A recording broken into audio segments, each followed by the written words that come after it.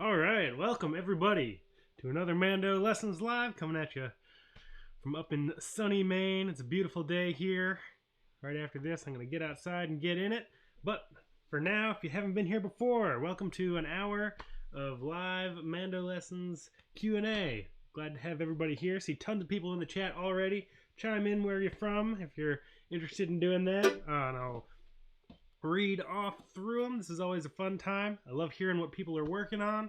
What any questions you might have, any traditional non-copyrighted fiddle tune requests you might have. My name is Baron Collins Hill. I run the Mando Lessons YouTube channel and MandoLessons.com. And I think either during this live stream or sometime today we're going to pass 39,000 subscribers on YouTube. So thank you all so much for those of you that have subscribed. Really appreciate it. So that first tune that I played right there was the Rakes of Mallow, a great tune that we're going to be playing together at the end of the hour. So if you haven't already, you'll get to know that tune a little better by the end of the day. But let's jump into the chat here and see who all is joining us today. We've got Jill, who says, just got a mandolin yesterday and already know a handful of chords. That's awesome. Nice work. Keep it up. Don from Defiance, Ohio. This is the place to be to learn mandolin. I'm glad you think so. I love doing it, and I love all the mandolins that I hear out in the world, and happy to try to spread that around a little bit. Lewis is here. Rob. Jeff. Kathy says, I'm new to mandolin playing, needs lots of advice. Anything is appreciated. Well, you've come to the right place. At least I think so, and so does Donald. But so MandoLessons.com. If you haven't gone to that website yet, that's where and the YouTube channel here got hundreds of videos. I think I'm up over 300 lessons now, from know nothing, how to hold the instrument, through advanced tunes and songs. So just find what interests you and dive right in. It's a lot of fun. Matthew from Tucson says it's dry heat today. I bet it is. Dan, good to see you here. Uncle Bobby from the left coast. Sheldon from Minnesota. Kathy. Robert. M.O. says, hello from County Cork, where it's sunny. No, raining. No, sunny. No. I know the feeling. I actually spent the last couple days out on an island off the coast of Maine. And I was actually thinking, I was in County Cork last year around this time. I had a great time. I was down at the Baltimore Fiddle Fair for a little while, which was a super fun time. And I was actually thinking the island, there's nothing quite like Ireland, but the island that I was on this week was really beautiful and had some of that kind of Baltimore feel. So I was really enjoying that. So thanks so much for joining us today. And it was also on that island, sunny, no rainy, no sunny, no rainy, etc. But I had a couple good afternoons of sunshine, which I really appreciated, so I could explore the island. David, Alan, Asya, Lewis says, singing Rakes of Mallow at that speed would be a challenge. Yep, that was a fast one. Cool. Elsie says, I'm about to do a gap year and really want to learn mandolin before I go to university. So excited. Excellent. I think that's a great goal. So just jump right in and go for it. Jeff says, do you know Jack of Diamonds? I do. I'll try to do a little bit of that. Elsie says, from Newcastle, northeastern England. Great to have you joining us from the other side of the pond, and Sheila as well. Kevin from Jerusalem. Anthony from Charlottesville, Virginia. Beaumont Rag. I could try to do a little bit of that at some point.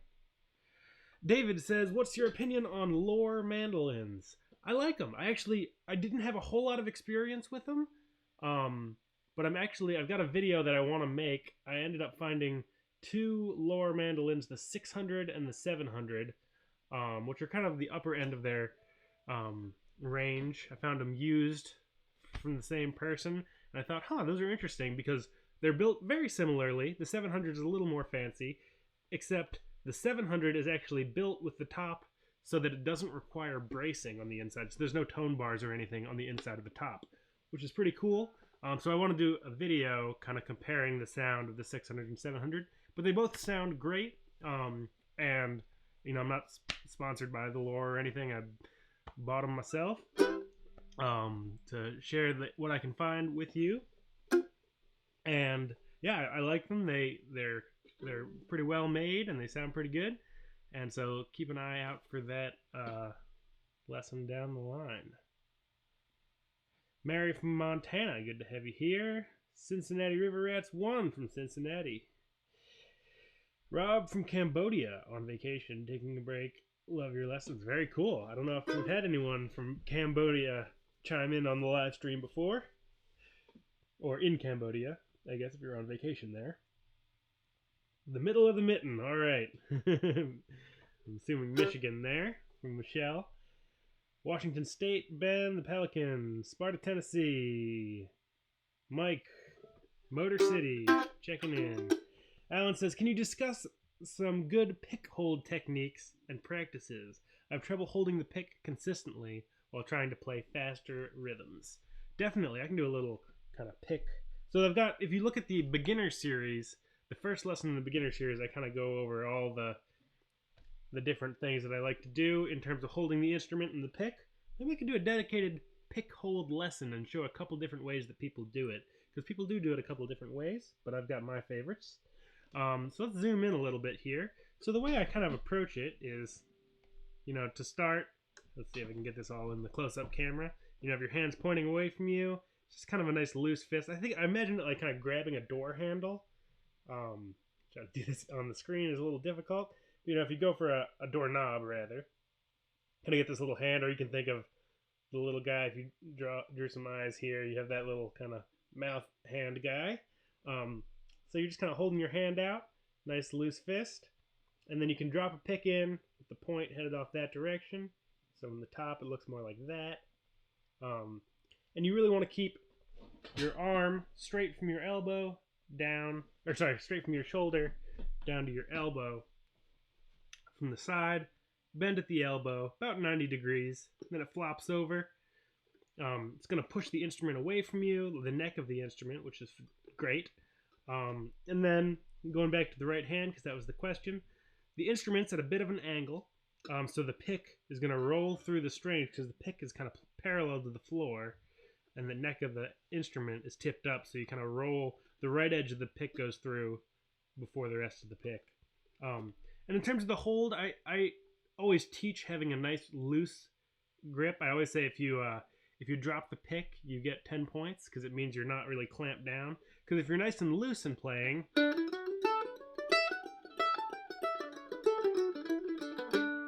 you get a nice smooth sound, whereas if you're really clamped down on it, you get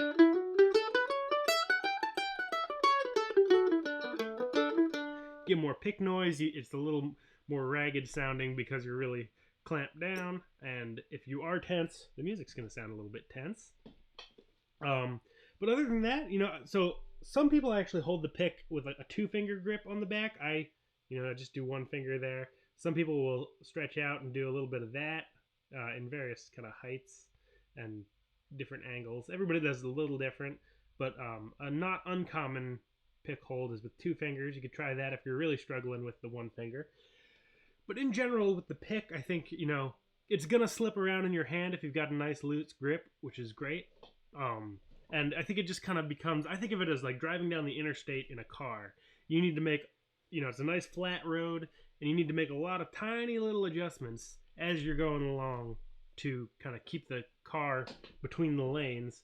And the same thing with the pick. To have the pick right where you want it, it's going to slip around a little bit, and as you play, and this gets more natural, just kind of the more time you put into the instrument, the more natural, the more relaxed you are, you'll start to kind of move the pick. You'll feel it start to kind of get out of alignment. You can pull it back in. Versus if you're in a car and you say, okay, I'm going to readjust every 20 seconds, you're going to be like off the road, and then you're going to readjust once, and then you're going to go off the other side.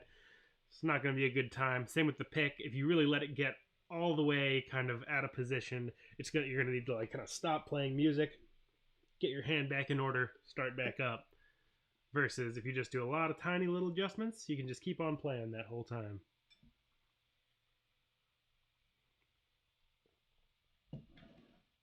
And then as you go faster, often people have a tendency to kind of lock down a little bit as they play faster to kind of hold on to the pick. So it sounds like maybe you're not doing that, which is great, because if you tense up on the pick, everything gets more tense, including the music. I would say working with a metronome, I have a lesson called How to Play Faster, where I go through a bunch of techniques on that. So I think combining maybe that lesson on how to play faster with kind of some insight into kind of pick technique, right hand technique, I think those two things could really make sure you're nice and relaxed, because there shouldn't be a whole lot of technique difference in theory between playing slowly and playing fast. Your pick direction should stay the same. The looseness of your hand and fingers should stay the same. And you don't need to apply more kind of either tension or pressure to play faster. You just need to move your hand a little faster. So playing fast and light is often something that doesn't come naturally, but if you keep that in mind, it'll slowly make its way into your playing. David says, can you show me how much of the pick touches the strings? I'll try to do that. Let's see, how can I get this in the angle? I wish I had a little... So, let's see. There we go. I can probably do it this way somehow. So I'm usually somewhere in that range. Not a whole lot. You know, if I'm holding the pick naturally, I've only got about that much space to go through before I hit my fingers. I guess I can't really play sideways, but...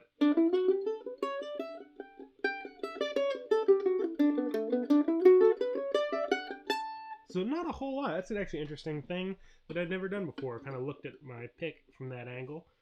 So not a whole lot, you know, maybe a centimeter or two. Just the very end of the pick. A friend of mine, who also is a great mandolin player and teacher, says it's kind of like, you can think of it as like brushing the floor with like a big push broom. You know, no matter how hard you like push the broom into the floor, it isn't going to help you. It's just a matter of getting just enough pressure and kind of gliding across the top of the floor. So you're not putting too much energy into kind of pushing down. It's just the right amount of energy to pick up all the dirt, and then it's all kind of lateral across the floor movement. Cincinnati Riverette Melinda says, I'm picking 6 or 7 songs at about 7% on the gear, so the little the speed changer, after 2 months every day. That's amazing. Need to try to add stuff to make them sound better. What should my next step be to embellish the sound? What I would do is start working in the technique and fundamentals section, probably in the right hand technique subcategory on MandoLessons.com. There's a series on double stops where I go through a bunch of different ways to play double stops and why they work and how they work, all that sort of thing. I think there's a lot of stuff in there that'll get you going into adding kind of that double stop sound, going from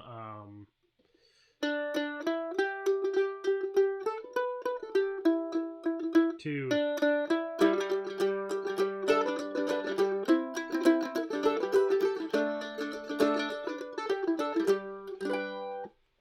and that'll really get you going. And then you could also, depending on what kind of music you're playing, you could also look at the triplet or slide technique videos to get that sort of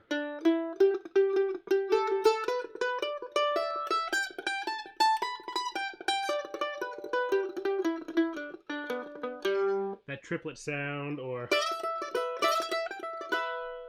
the slide sound and double stops, everything like that. There's lots of stuff. It's all going to be in the technique and fundamental section of the website. But it sounds like you're doing great. Just keep up the good work, and it all gets easier. It all gets more fun, and that those embellishments will really start to seep into your playing as long as you keep your mind on it.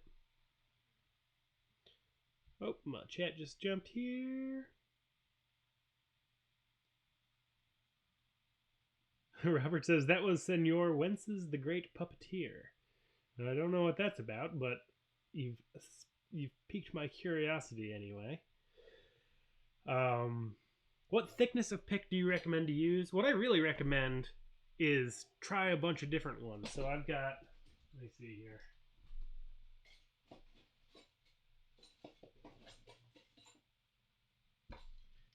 I've used a bunch of different picks over the years.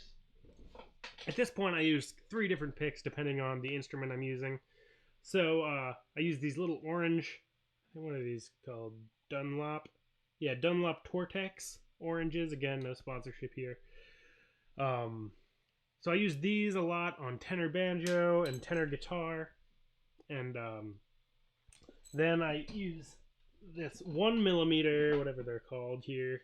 Again, no sponsorships.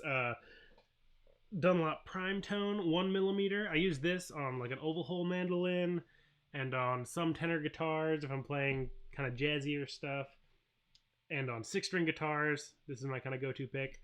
And then for my Ellis mandolin, I like to use the 1.5 big triangle Dunlop Prime Tone 1.5mm. So, anywhere from 0.6 to 1mm to 1.5mm. I think it's a great use of a couple bucks to go to your local store, find a bunch of picks, even if it's just these are in most stores. Just get one of every thickness and see what you like the best, and then maybe try a couple different shapes. And these are like 60 cents a piece. These are $1 or $2 a piece. Find a thickness that you like, and then experiment with different shapes, different materials. They're all going to give you slightly different sounds, and everybody's going to have their own preferences of what sounds and feels the best. But that's what I use. That could be a starting point anyway.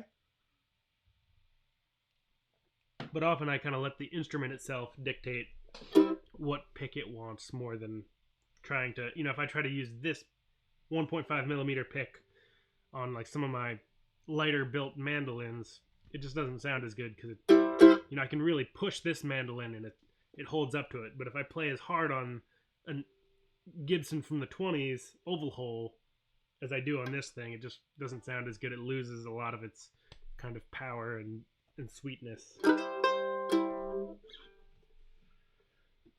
Chester's here. Christoph is here from Chester, or maybe you go by Chester. I'm not sure. How deep does the pick go through the strings during a strum? About the same. So I don't have a whole lot of technique difference between. So.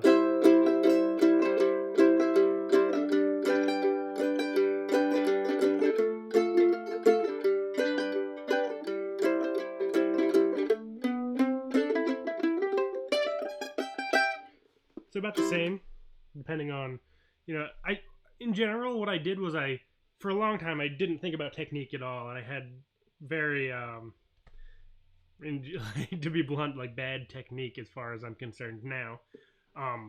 And I really started to feel it holding me back. I wasn't getting the sound I wanted. I wasn't able to play as fast as I wanted. It didn't feel comfortable because my pick direction was a mess.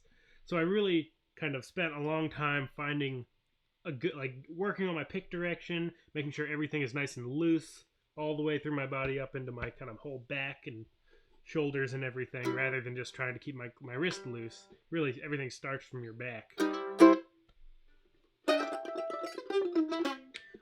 And from there, whether I'm playing chords or playing melodies or, doing tremolo or doing triplets, that's all, it feels pretty similar to me. I don't kind of change my technique a whole lot depending on what I'm doing. And I guess that goes also for kind of depth through the strings. I really like that angle on the close-up view. Maybe I'll make a lesson on that, just kind of showing, because that's a question I get a lot, is like, how deep does the pick go through? And that's a good way to see it. It's a little awkward to play, but you get used to it. Anyway, good questions all around.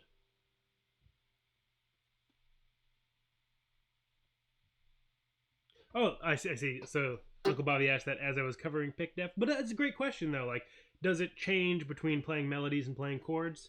So I think probably for some people it does, but for me, it doesn't a whole lot. Cool. Christoph says, thanks for all the help you've taught me. Appreciate it. Thanks for watching. Do you like to use pedals? Do you mean like pedals for electric instruments? Or do you mean like kind of pedal tones, like drone notes? Let me know which one of those, and I'm happy to answer.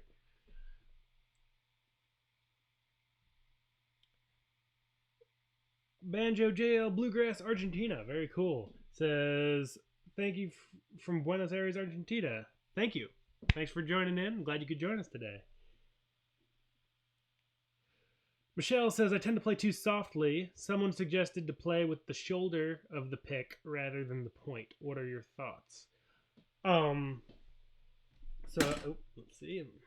Speaking of pedals, I have the pedal down there. So, do you mean like this sort of shoulder? I guess there's a couple ways you could think of like a shoulder of a pick.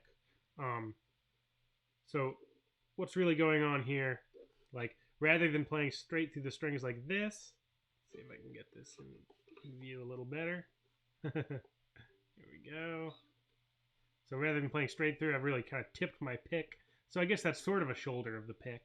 I guess you could also think of it as like, here's the point, and there's the shoulder.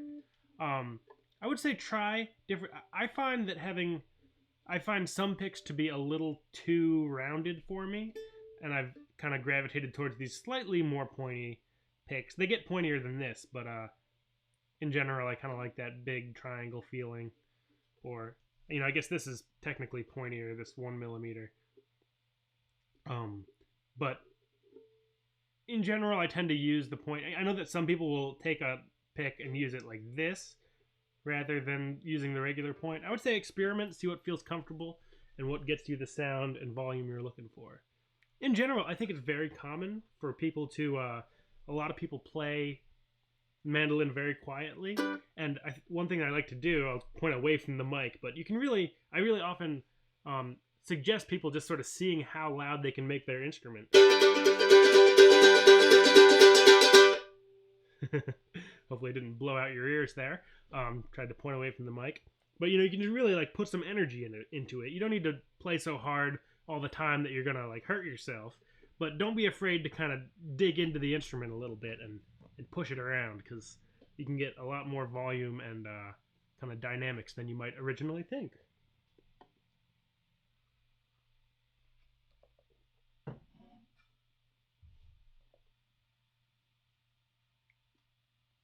Oh, okay, I see. My hand shape to talk was, I forget already what you said, Senor Wentz.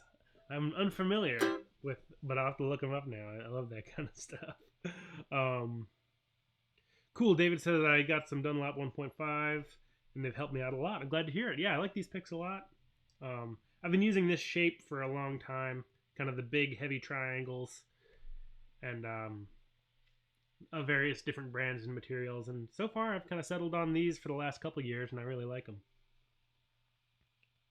Have Dog Will Travel, good to have you here. It has been a little bit of time, but glad you can make it back. The Pelican says, can you double stop G to G flat, G to F, G to F to G to D? Sure. Let's see. So it would be something like, I'll try to see, I think I know what you're talking about here.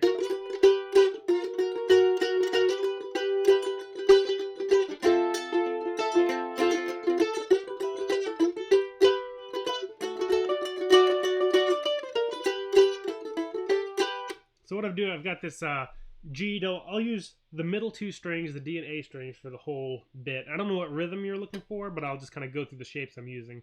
I've got 5 on the D string and 2 on the A string for my G double stop. You can go down a half step towards the nut, 4 and 1 for your F sharp or G flat. And then back to G. And then for an F double stop, I would use 3rd fret on the D and open A string. So that much so far is 5 and 2, 4 and 1, 5 and 2, then 3 and open for your F, and then back to 5 and 2 for G, then back to F, 3 and open, 5 and 2 for G, and then I'll use 2 double stops for D just to give it a little bit of kind of melodic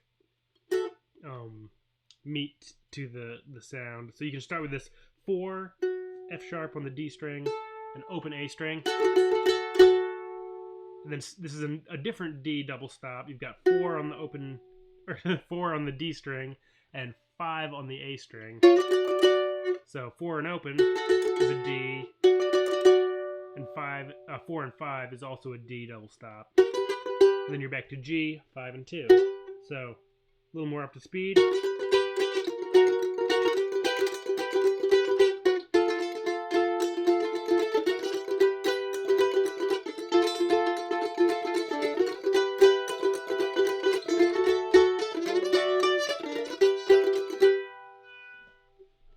There you go. There's a little bit of those changes. It sounds very familiar. It's a little bit like Bully of the Town. Looking for a bully of the town. Bully can't be found. I'm looking for a bully of the town. It's kind of got that sound. So it's probably something along those lines that you're going for. It's a cool progression, though. Thanks for pointing that out. Yep, Robert says you can try a thinner pick for more volume. That definitely works on some mandolins. Or sometimes you can try a thicker pick for more volume or a different material. I think picks are really a great way. They don't, unless you get it up into like some of the really expensive picks, you know, a couple bucks is a great way to just kind of change the sound of your instrument versus getting a whole new instrument or getting more expensive accessories. Picks and strings, there's a lot of different sounds you can get just playing around with that stuff. Lewis says, are you busy this Wednesday? If so, will those of us on the internet world be able to listen in? Oh, I think, do you mean I'm doing a house concert with Noah, if that's what you mean. I wonder if I could do like a concert window. That would be fun. If people aren't familiar with concert window, I will, if I get that going, I'll post on Facebook and here and Instagram. So yeah, keep an eye out for that. I wonder, I think the house that we're going to be playing in has pretty good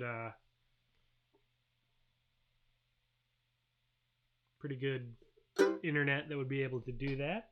Okay, yeah, the house concert. Yeah, oh, that's a good idea. I've done a little bit of stuff on Concert Window in the past. I watch stuff. If you're not familiar with Concert Window, concertwindow.com, all one word. It's a great spot that's got a lot of traditional music and kind of folk music and singer-songwriters. And it's all for live shows, but people will live stream them as well. So you're kind of sitting in a house concert or some kind of live show, and it's super fun. I watch them all the time. You know, I think it's like $1 minimum to watch the show, and then you can tip more if you want. So I'll look into that for Noah and my show and see if we can get something rolling. That'd be a lot of fun. Thanks for that thought. Okay, so Christoph says, yeah, effects pedals like reverb, etc. I don't, for the most part, I just play in performances at this point. I mostly just play acoustic instruments straight into microphones coming out of PA system. That said, I have been getting a little bit into electric instruments, and the amp that I've got this little amp. Whoops. Let's see if I can not knock over the whole live stream setup. Does have, let's see if I can get this all in screen. What do we got over here? So that should be, I can't read it all from the background. So this has got some like overdrive options, a little bit of EQ, and then it's got a limiter and a tremolo and some reverb options, and then some other kind of amp modeling, not quite modeling, but kind of different amp style sounds. And I have a little foot pedal to, so it's not an effects pedal in itself, it's just a pedal that kind of turns on and off those settings. That is a lot of fun. It's a new world to me. I've kind of only recently gotten into the electric side of stuff, but I'm really enjoying it, and that's sort of my education at the moment, is learning more about electric instruments, because I've been playing music for like 20 years and really have not done a whole lot with electric instruments, so it's a fun new world for me.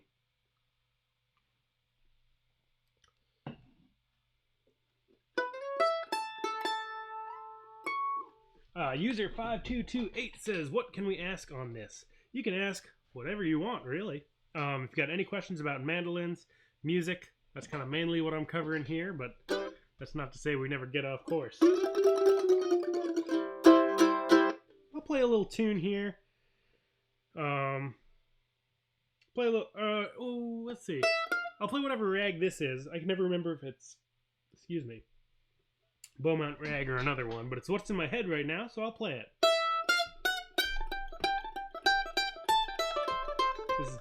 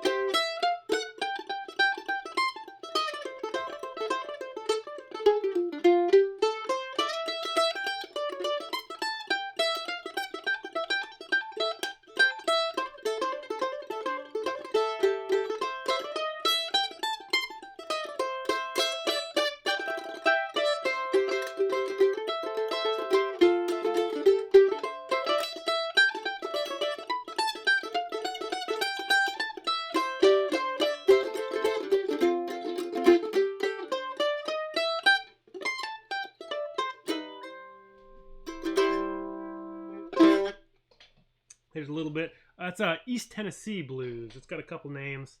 It's not Beaumont rag, but it's kind of along the same lines in my head. Cool. User 5228 says me too on the blues mandolin or jazz type stuff. I've got a instrument that I've really been enjoying along those lines. Not exactly a mandolin, but I'm really into tenor guitars as well, tuning them like mandolins. So this is an old resonator mandolin. It's got the I love the palm trees on the back in the 30s, the big Hawaiian craze. But this is really fun for that kind of stuff. So it's tuned just like a mandolin, except an octave lower. So octave mandolin, tenor guitar, whatever you want to call them.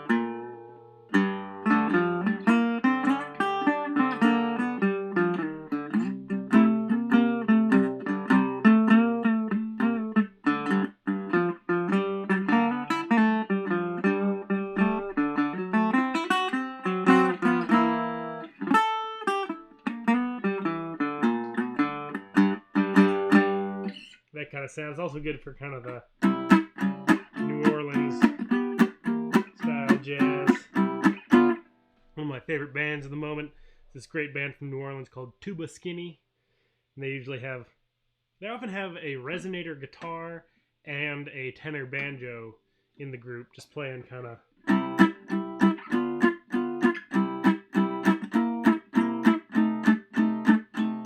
that kind of pretty simple backup sound stuff. I've really been enjoying playing along with their records. Lucky that they get to come up to Maine every once in a while and I get to hear them, so that's always fun. Do you play banjo as well? I do play. I don't play three-finger banjo. I play tenor banjo in Irish sessions, so GDAE, and I also play clawhammer, 5-string banjo, kind of old-time banjo sound. Tim says, this is my first time. Great info and music. Got my mandolin to start next week on lessons. Your site's been awesome. Helped me. Glad to hear it. Have fun with the lessons. Just play as much as you can. Have as much fun as possible.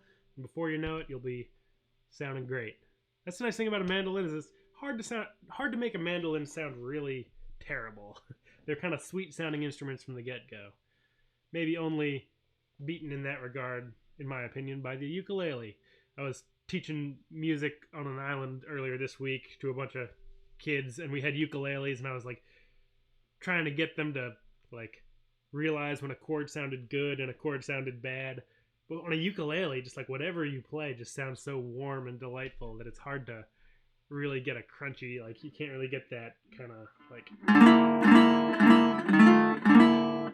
like really dissonant sound out of a ukulele because it's like, oh, it's so warm, it sounds nice. But yeah, mandolins sound good from the get-go. So yeah, just find some friends to play with, or make some friends that play music in your area, and it'll be a lot of fun. Sweet Georgia Brown, that's one of the ones I would have to check and see if that might be copyrighted. I also would not really be able to do it justice. But I'll play some kind of some jazzy stuff on this just for a little bit, and then we should jump into the Rakes of Mallow. I'll go back to mandolin. We can play a little bit of Rakes of Mallow. But yeah, I'll play a little stuff on this. A lot of the jazz stuff is copyrighted, so I won't name any names or try to play anything specific.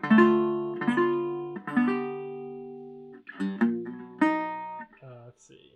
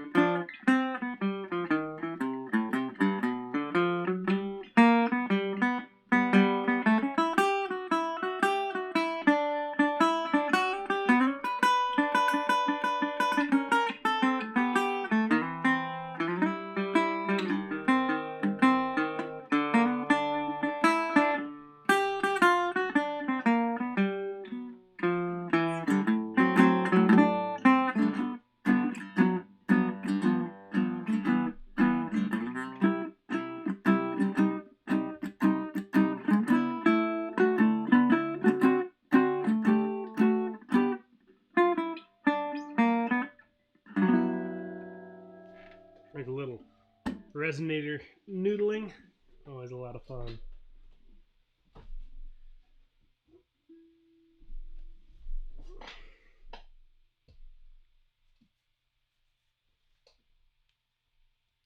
Cool. Tim says your advice about elderly was spot on. Yeah, they do good work over there. David says, can you play Irish Hare? I don't know that tune. I know an Irish tune called The Hare and the Corn. And I don't know, I know there's a bunch of songs, I don't know any of them like all the way through about hunting hares. But I don't know that one off the top of my head. Let's just scroll up through the chat here, make sure I'm not missing anything. And then yeah, I'd say get out some instruments and we will play a little bit of Rakes of Mallow. Cool. I think I've got it, but if I missed your question earlier on, let me know, and I will try to just post it again, and I'll do my best to get back to it. Anne says, okay, by the way, somebody brought me a mandolin cello from Italy. Oh, cool. Has a cracked neck. Where to take it? Ideas. That's cool. I'm assuming it's some kind of large-bodied mandolin, mandocello. I would say there's a cracked neck is a fairly complex problem to fix. So I would say ask around in your area and see if there's a well-respected instrument repair person, luthier, who might be able to do some work on it. If you let us know where you're from, maybe somebody in the chat is from around there, or maybe I know some shops that might be able to help you out in that area, wherever you might be. But let's see. Back to the mandolin. User says, what are the most common chords in bluegrass? Bluegrass musicians play in a lot of different keys. Okay, you're in Austin. I would go to Fiddler's Green music shop in Austin, and they would at least be able to kind of give you the lowdown on it. And yeah, they should be able to. It may be something that if it's like an instrument that a neck repair might be a very kind of expensive repair, and they should be able to tell you like if this instrument is worth putting that kind of money into or not. Really depends on the instrument. But yeah, take it to Fiddler's Green and just say like, hey, is this worth fixing? How much is it going to cost? All that sort of stuff. What can I do to get this thing up and running? Because it would be cool to. It's always fun to bring instruments back to life, but sometimes it's just not a feasible thing to do depending on the instrument and the kind of repair required. Oh yeah, so chords that are the most common in bluegrass. Bluegrass musicians play in a bunch of different keys, but often it's 3-chord songs. So they play on what are referred to as 1, 4, and 5. So that's often like G, C, D, and G, and that same chordal relationship in the key of A, D, E, A, or in the key of B, D, E, F sharp, B. So there's some lessons on my website kind of talking about what that means, 1, 4, 5. Often written in Roman numerals, so I, IV, and V. So check those out. It's also called the Nashville number system. You can read up about that probably on my website or on the internet. There's going to be a lot of resources on how to understand that sort of stuff. But for the most part, a lot of bluegrass songs are pretty chordally simple, but are often played in any number of keys depending on what key is comfortable for the singer. And that's how kind of the key of B became common in bluegrass. Is it fit Bill Monroe's voice very well, so he would end up playing in B a lot. And a lot of guitar players and banjo players will capo, but the mandolin and the fiddle are often left more just to learn how to play in those keys without capos. Licks from E to A. The difference between an A style and an F style? Cool. So I'll play some quick licks from E to A. So an E to A would be a 5-1 in the key of A. So if we're going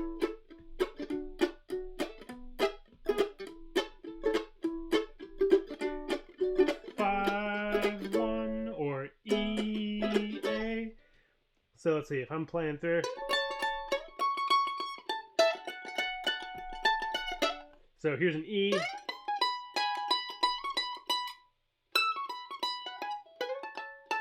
So using, I'm way up the neck here. We've got 11 and 7 on your A and E string as a little double stop.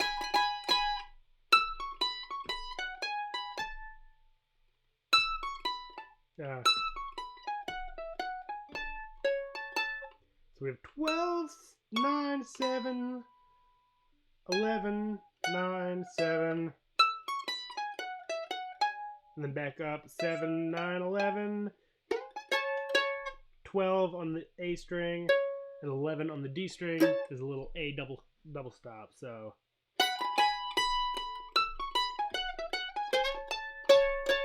which would be the same as yabba dum bum, yabba deepa deepa dabba dabba dum bum. And once you're up there, you can really move that anywhere. So if you want to play an E flat to A flat, it would be or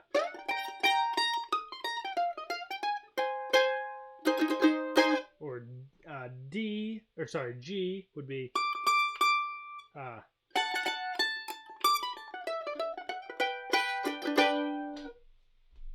once you get up the neck, it's nice because you can just move those little licks all around. Keith, good to have you here. Thanks for joining. So Tim says, difference between A style and an F style.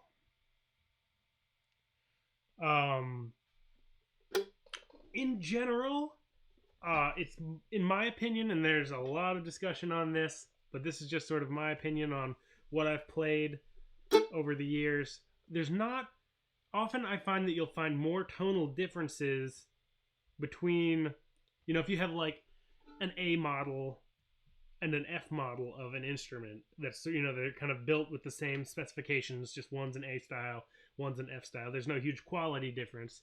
F style is going to cost about twice as much in general.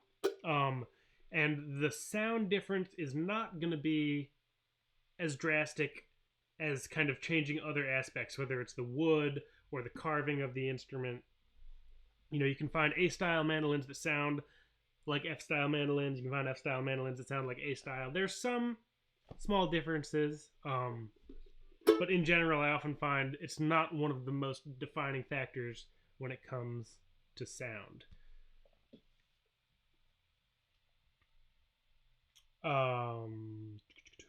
What's your opinion on capos? Use one or don't use one? I think it depends on the music. I think there's a lot of kind of strong feelings about capos. I don't have real strong feelings about capos. In general, if I'm playing bluegrass, I don't use a capo just because that's kind of the more traditional sound, is that kind of up the neck sound where you don't have a whole lot of open strings. That said, in like Irish music, or if I want that sound of having open strings, I'll often throw a capo on. You know, if you want to play in the key of B,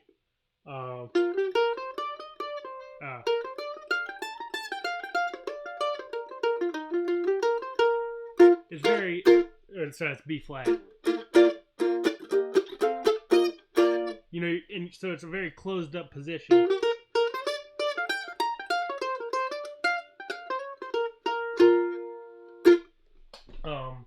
But where's a capo? I don't have a capo off the top of my head here. Huh.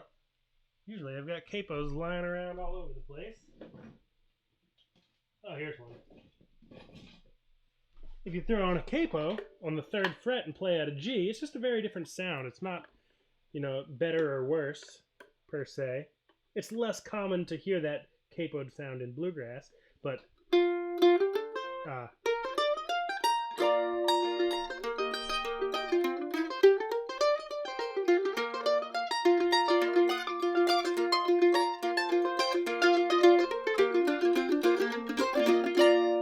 you just can't get that sound out of B flat when you don't have your capo on. You know, it's really going to come out much more. Just because you can't hit those open ringing double stops.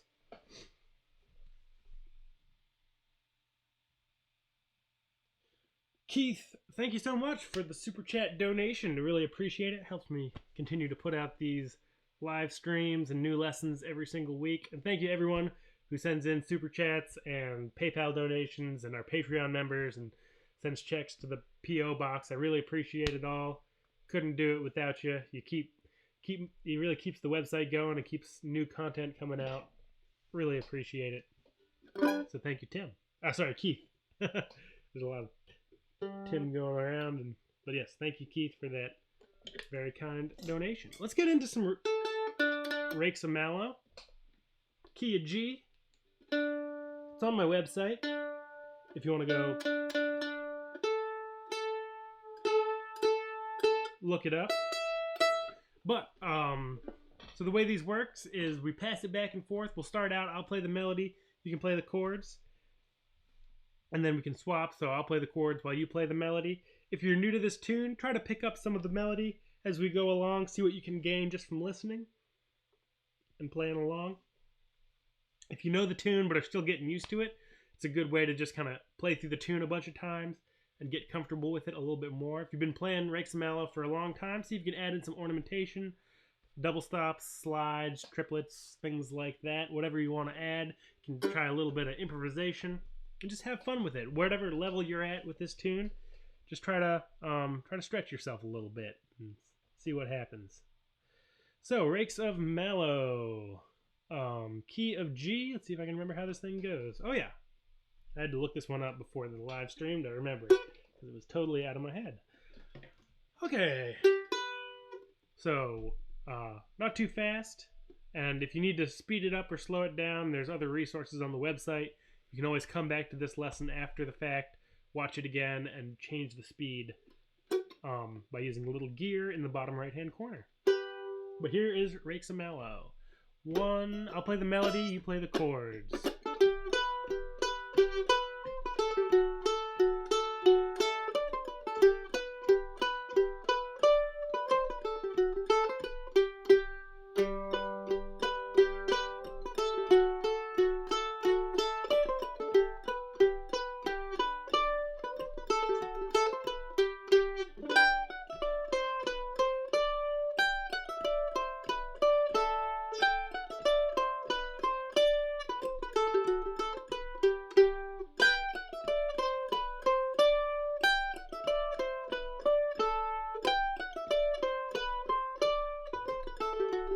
You play the melody.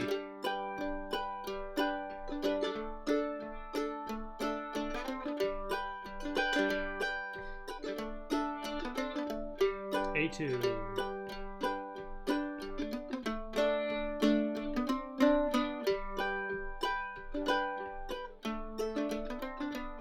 B.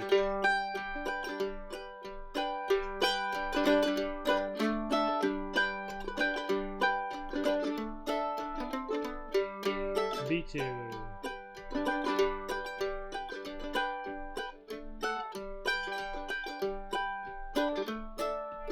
I'll play melody, you play chords.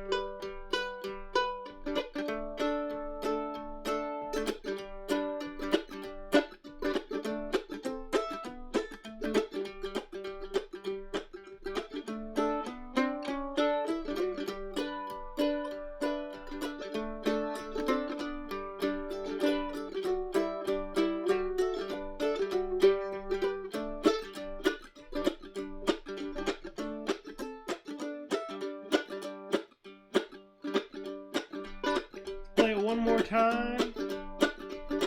I'll play it in harmony, you play chord, melody.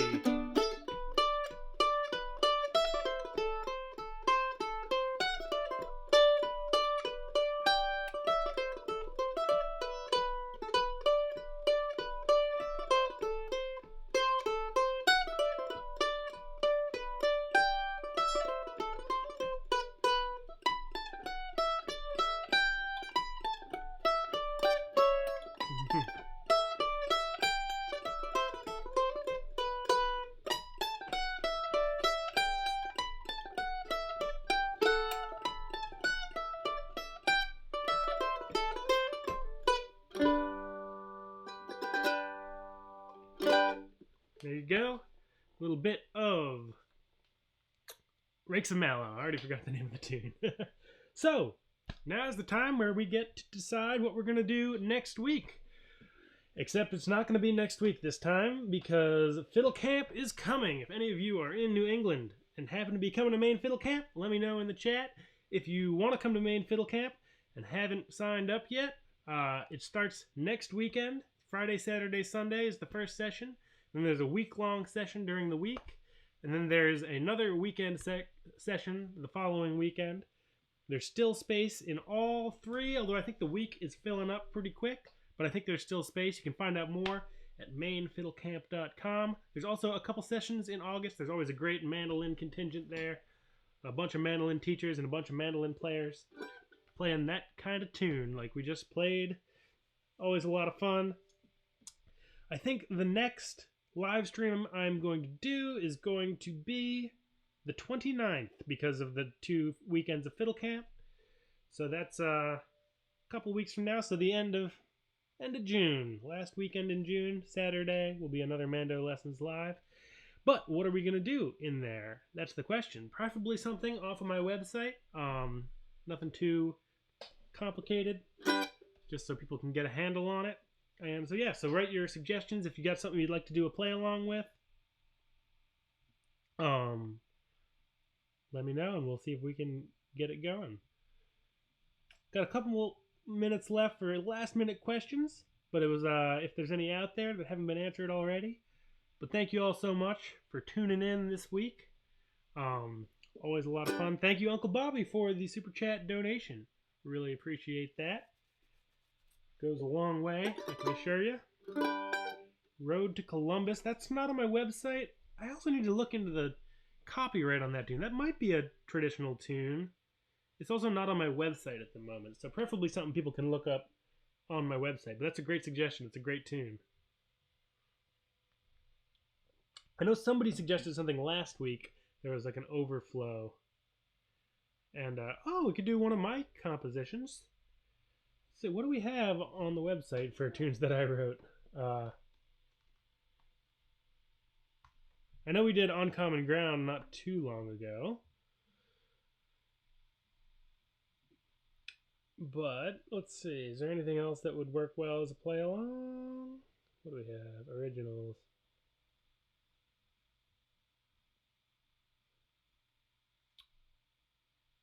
We could do Cosmo's Flight.